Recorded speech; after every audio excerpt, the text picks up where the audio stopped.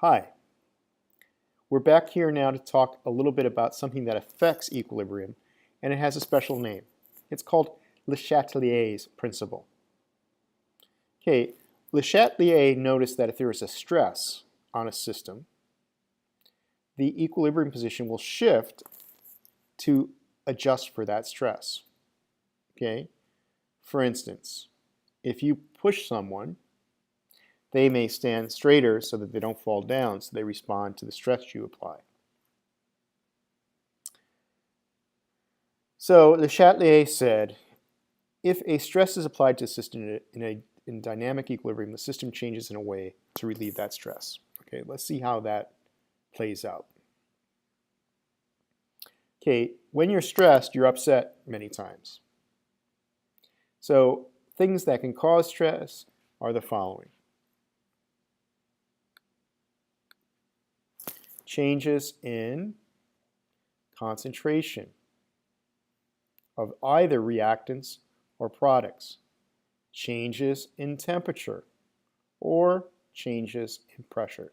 These things all can provide stress to the system that has to be taken up by a response of the equilibrium system. Let's just explore concentration first. Okay, changing the amount of concentration of either the reactant or product disturbs the equilibrium, and the system will adjust to minimize the effects of that change. Okay, it's going to try to return back to the equilibrium ratios. So you may produce a little bit more product, you may produce a little bit more reactants, but you want to get back to the ratios you were at equilibrium. So let's look at how this plays out. We have carbonic acid, which pretty much produces carbon dioxide and water and is slightly reversible. So there's only about 1% carbonic acid. All right?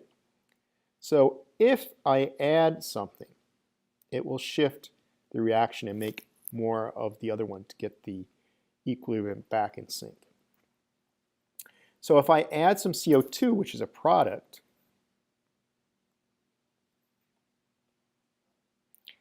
I'm going to have too much CO2, so I'm going to turn some of the CO2 back to this.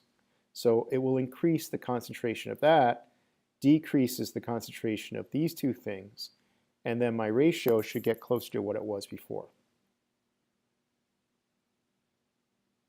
So in general, if I add a product to a reaction at equilibrium, it pushes the reversible reaction, okay, towards reactants. So if I add a product to something that's at equilibrium already, it's going to shift to the left. Got it? What if I removed the carbon dioxide? Okay, instead, I removed it.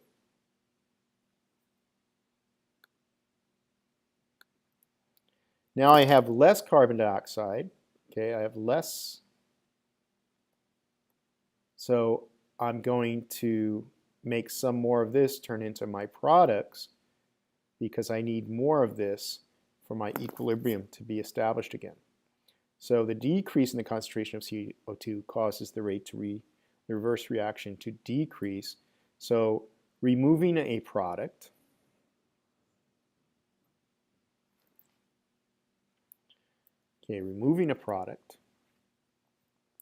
will shift the reaction to the direction of the products. Now let's talk about something in your body where this occurs. So the reaction we just explored actually takes place in your blood. During exercise, your body's producing more CO2 because you're using oxygen to, basically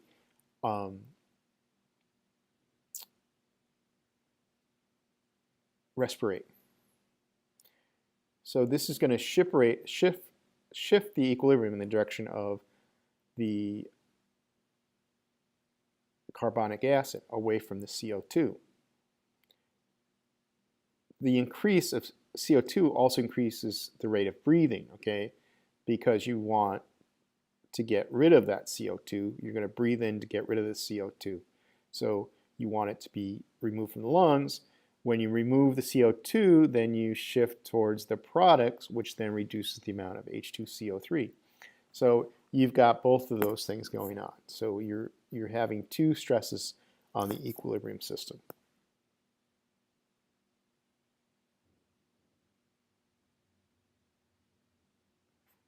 Temperature. Temperature also can be a stress on an equilibrium.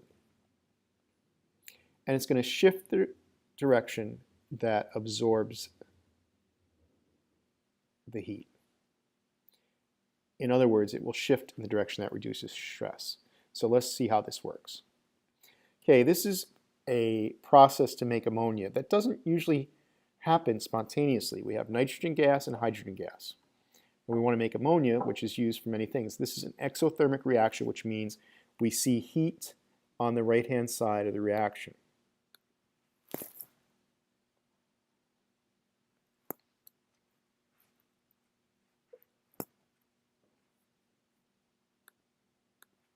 Okay, so we see it on the right-hand side of the reaction. So we treat it just like a product.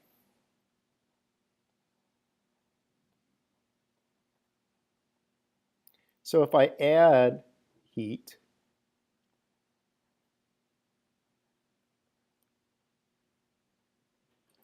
or raise the temperature, I'm going to shift the reaction to the left,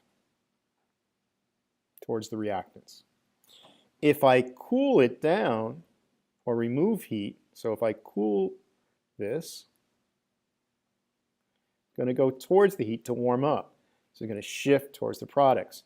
So this reaction is favored to make ammonia at cooler temperatures. Remember that. The third thing is pressure.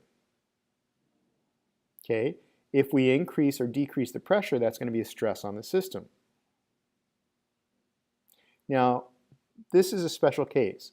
The shift only occurs if there's an unequal amount of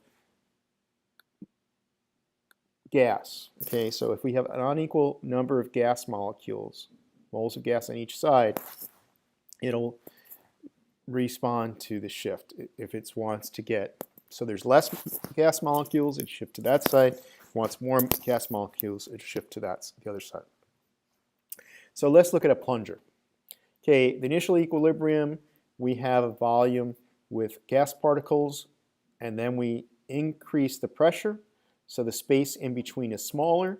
So think about that. If the space is smaller, it'll be better if there's fewer gas particles. And then a new equilibrium position is established with the fewer molecules, because what's going to happen is that's going to drive the reaction that makes fewer molecules. So we had hydrogen and nitrogen. Okay, so if we look back on the last slide, we have 4 moles of gas on the left and 2 on the right. So if we increase the pressure, we're going to make more nitrogen. Okay, so there we go.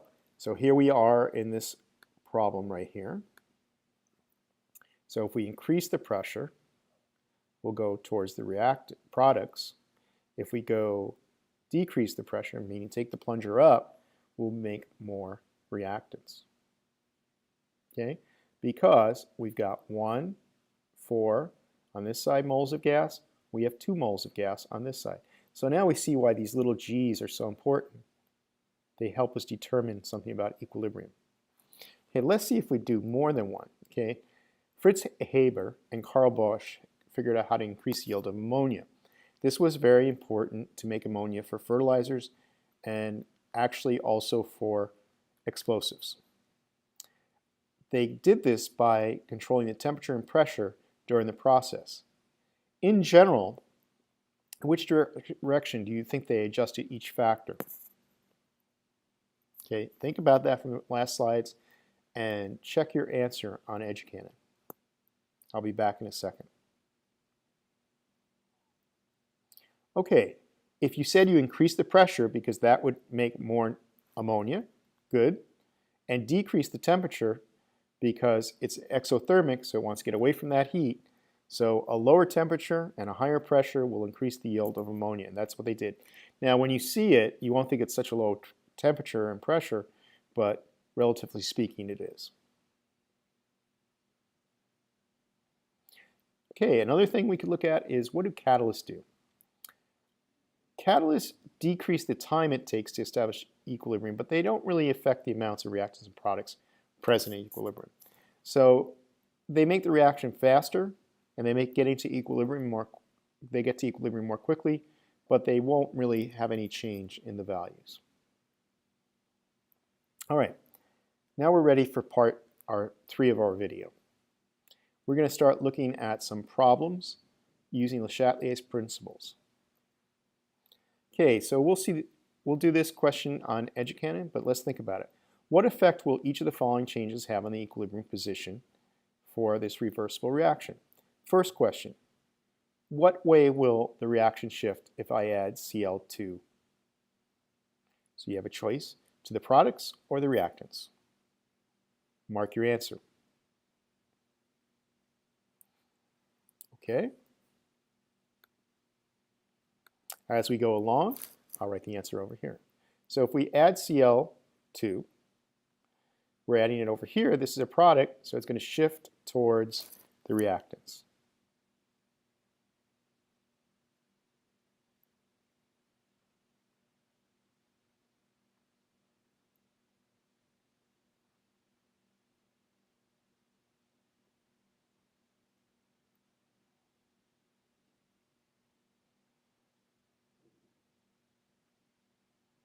All right, what if we increase the pressure? Okay, take a look at it. All right, answer it on educanon. We'll be back in a second.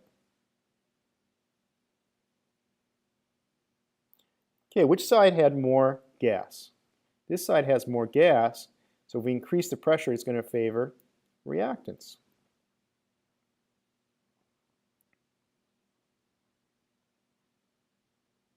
I'm just going to write R this time. Heat is removed. Okay?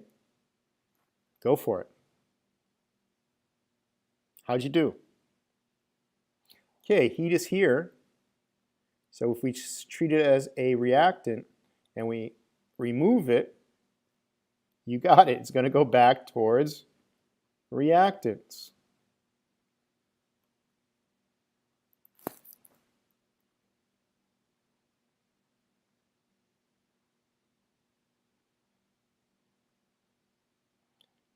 That wasn't a good R.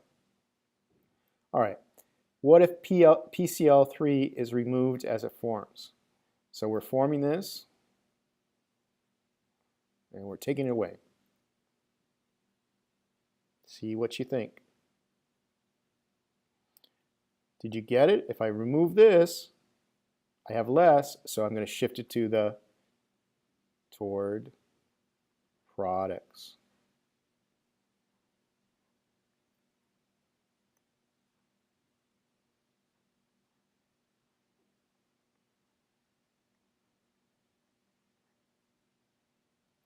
Okay, toward the products. Hope you got those.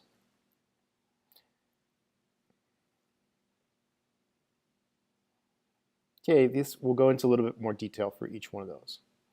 All right, so start with the addition of Cl2. We've got it. We see it as a product. If we're adding more, there we go. We went to the left. What about pressure? As we said, we reduce the gas. It's going to go towards the left to the reactants.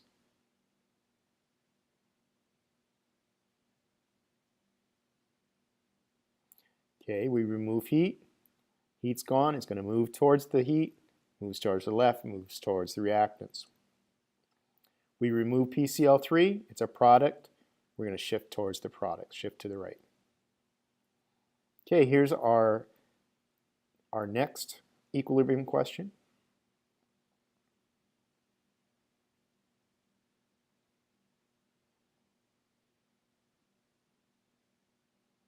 Okay, if we increase pressure, which direction will we go in? Go to Educan and answer this, please. Okay, do you get it right? We have 5 moles of gas on the left, 4, and 1 here, that's 5, and we've got 4 here. So this size has less moles of gas, it's going to shift to the right.